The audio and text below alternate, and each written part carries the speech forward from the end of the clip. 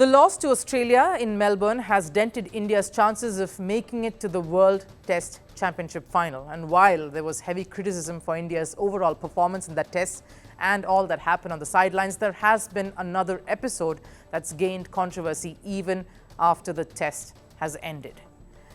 The drama surrounds a dismissal that proved to be the turning point for India in the second innings. Yashasvi Jaiswal's dismissal, who was India's top scorer on the final day, has sparked a massive outcry. So what really happened? While wickets were tumbling at one end, a young Yashasvi Jaiswal looked in command to help India salvage a draw at least. India were 140 for 6 in the 71st over and Jaiswal was looking good to keep going at 84. But on the second last ball of a Pat Cummins over, the ball went past Jaiswal's bat, was pouched behind the stumps. Australia appealed for a caught behind. The on-field umpire gave the Indian opener not out. Australia reviewed that decision and that's when the drama really unfolded.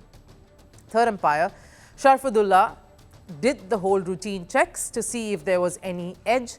Snickometer showed no spike as the ball passed the bat, a technology used to see if the batter has edged the ball or not. Anytime the ball touches or nicks any part of the batter, whether it's his or her bat, the gloves or the pads even, the snickometer will show some activity, a spike owing to the contact.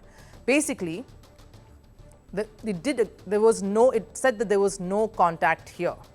In Jaiswal's case, no spike. So the third umpire looked at the ball tracking and looked at how the ball was travelling behind, and on the replay there was a deflection right after the ball went past Jaiswal's bat and gloves. The third umpire, Sharfadullah, based on this, believed it was enough evidence to overturn the on-field umpire's decision of not out, so then went ahead and gave it out, which resulted in a very miffed Jaiswal walking back to the pavilion, but not before he had a chat with the on-field umpires. Indian fans, of course, expressed their shock.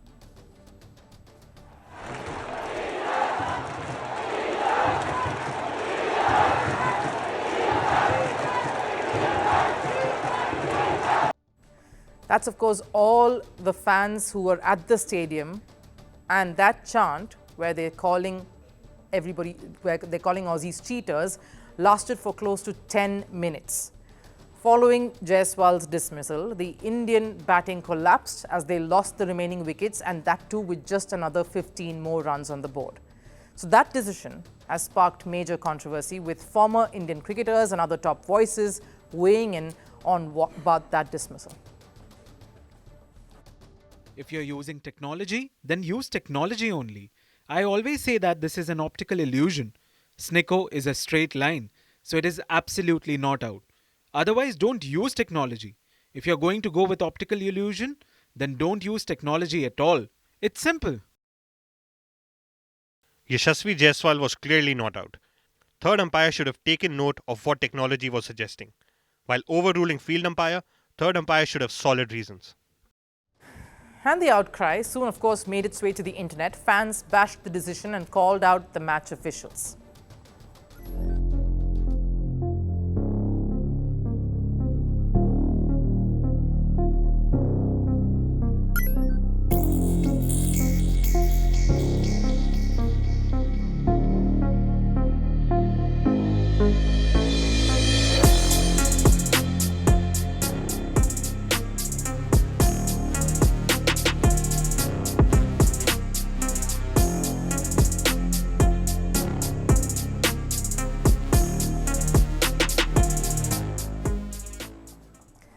A lot of very interesting perspectives there from the fans, from all of you who watched that match and watched that dismissal play out. Indian skipper Rohit Sharma, though, was very measured and circumspect when he was asked about that decision, saying the ball definitely touched something when it went past the bat.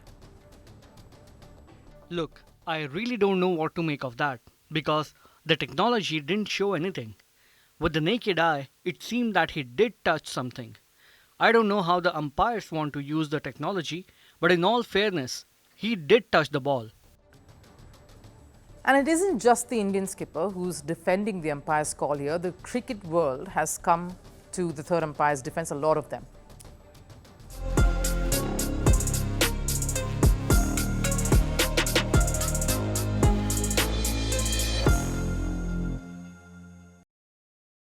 With the technology protocols, we do have a hierarchy of redundancy, and when the umpire sees a clear deflection off the bat, there is no need to go any further and use any other form of technology to prove the case. The clear deflection is conclusive evidence. Jaiswal's dismissal clearly has the cricket world divided, which will always be the case when the decision has even a minor scope for a debate. But that's the beauty of technology. Once you choose to live by it, you have to abide by the decisions that come out of it. Now, we've seen that across various sporting disciplines, including football with the VAR. Sometimes the errors are a bit glaring, but in this case, you have no choice but to go with the final decision made. The rule clearly states that if the evidence collated by the third umpire, with whatever parameters that is at hand at that venue currently in that series, in this case it's the snickometer, is conclusive, then he or she has every right to overturn the decision of the on-field umpire. That is what the rule states.